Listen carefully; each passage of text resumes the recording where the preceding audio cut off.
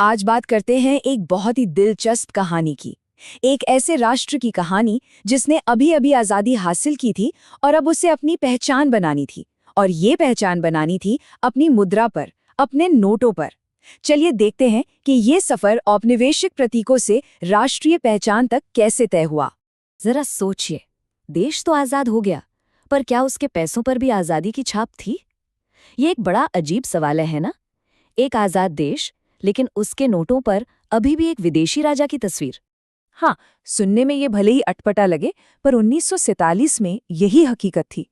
आज़ादी के बाद भी काफी समय तक वही नोट चलन में थे जिन पर ब्रिटिश सम्राट किंग जॉर्ज 6 की तस्वीर छपी होती थी। वाकई एक अजीब स्थिति थी। तो देखिए ये कितना बड़ा विरोधाभास था। एक तरफ तो भारत अगस्त 1947 से राजनीतिक तौर पर एक संप्रभु राष्ट्र था, मतलब पूरी तरह से आजाद, और दूसरी तरफ देश के पैसों पर, उसके नोटों पर अभी भी गुलामी का प्रतीक ब्रिटिश राजा का चेहरा मौजूद था। तो ये समझना जरूरी है कि नोट बदलना सिर्फ डिजाइन बदलने जैसा नहीं था। नहीं, ये तो एक ऐलान था। दुनिया को ये बताने का एक तरीका था कि भारत अब सिर्फ राजनीतिक रूप से ही नहीं बल्कि आर्थिक रूप से भी स्वतंत्र है। अपनी मुद्रा के जरिए अपनी संप्रभुता की घोषणा करना था। तो फिर इस दुविधा का हल क्या निकला?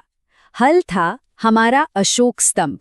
ब्रिटिश राजा के चित्र को हटाकर भारत के अपने राष्ट्रीय प्रतीक को चुना गया। ये नए भारत की संप्रभुता और उसकी हजारों साल पुरानी विरासत दोनों का एक बहुत ही शक्तिशाली प्रतीक था। और ये ऐतिहासिक बदलाव ये हुआ साल 1950 में।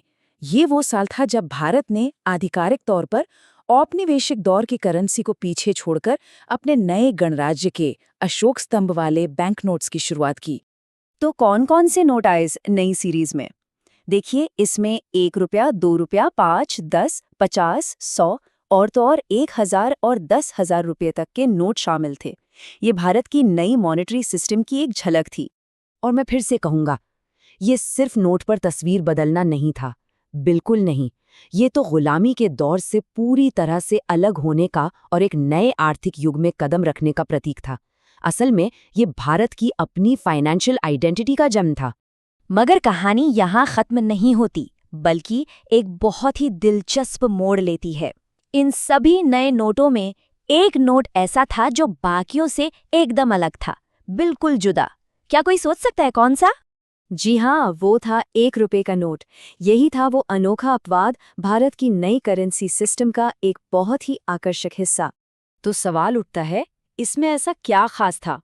भाई, खास बात थी इसे जारी करने वाले में। जहां 2 रुपये और उससे बड़े सभी नोट भारतीय रिजर्व बैंक यानी आरबीआई जारी करता है, वहीं 1 रुपये का नोट सीधा भारत सरकार, गवर्नमेंट ऑफ इंडिया, जारी करती थी।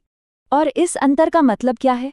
इसका मतलब है कि ये जो अनोखा इंतजाम है ना, ये 1 रुपये के नोट को सिर्फ एक नोट नहीं बल्कि सीधे सीधे सरकार के अधिकार का एक सिंबल बना देता है।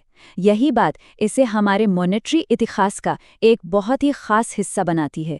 तो हमने देखा कि कैसे औपनिवेशिक निशानी वाले नोटों से लेकर एक संप्रभु देश की अपनी मुद्रा तक का सफर तय हुआ।